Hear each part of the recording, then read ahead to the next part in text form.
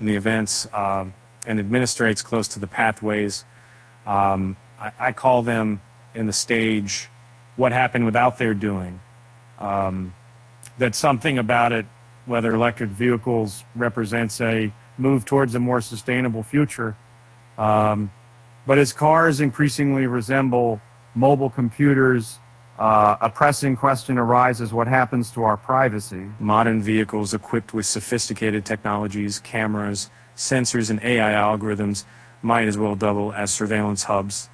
Recent studies have brought to light the unsettling fact that automotive brands, in their quest for innovation, might have compromised the sanctity of personal privacy. Out of the 25 car brands that were recently researched, every single one earned a privacy not included warning.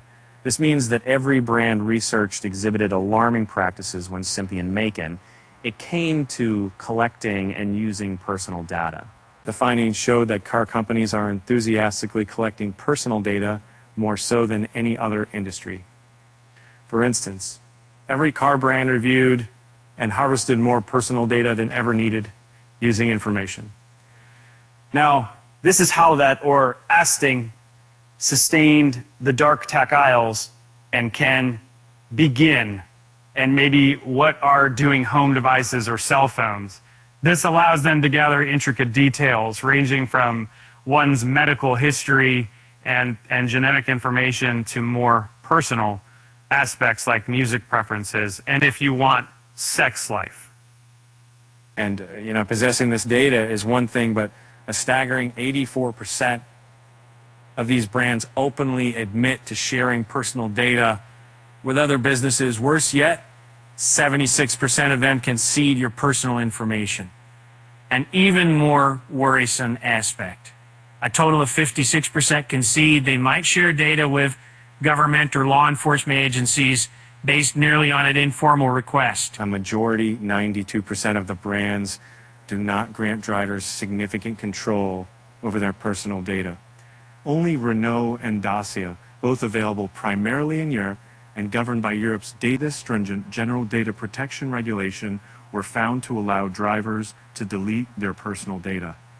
And concerns aren't just about what data is collected, but also how securely it's stored. Astonishingly, none of the brands could confirm adherence to minimum security standards, leaving wonder: how safe is our data in their hands? And there are standouts emerging from this research, but not in a good way.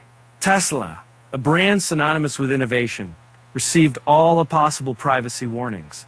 While their AI-powered autopilot raised eyebrows with its involvement in numerous accidents, other brands like Nissan and Kia came under the scanner for their collection of exceedingly personal data, including, unsettlingly, one's sexual activity. Car brands, by and large, assume consent. The assumption is that by using their vehicles, drivers and passengers have agreed to their terms. Such an approach warps the meaning of true consent. For instance, Tesla's policy stipulates that opting out of data collection might render the vehicle inoperable. Nissan, on the other hand, places the onus on the vehicle owner to inform passengers about privacy policies, a curious and likely unrealistic expectation.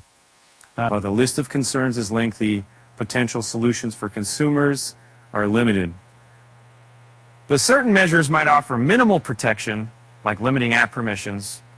The truth is, most data-fied collection methods remain beyond user control. It's not practical for people to choose cars based on privacy alone, given the myriad factors influencing such a decision. Still, as consumers, being informed might be the first step toward demanding better standards in the future.